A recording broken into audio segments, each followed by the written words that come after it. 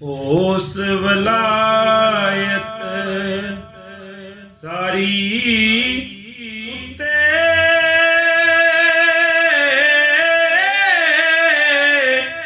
ਜਿਸ ਦੀ ਹੈ ਸੁਲਤਾਨੀ ਸ਼ਾਹ ਸ਼ਪਾਲ ਉਹਦਾ ਹੈ ਨਾਮ ਉਸ ਦੀ ਮੈਂ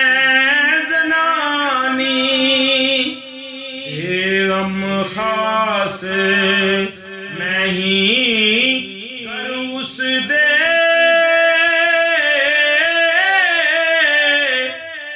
उस बड़ी सरदारी देवा परियां सबना उते हुक्म ओदा नित जारी शाह शपाल मेरा जो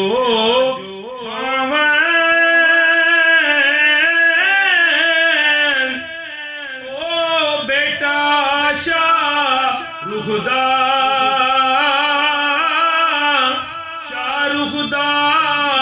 प्यो नबी सुलेमान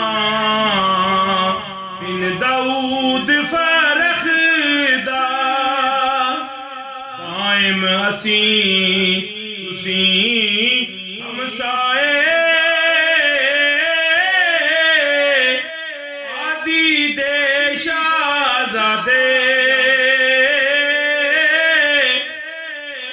ਅਸੀਂ ਰਹੀਏ ਵਿੱਚ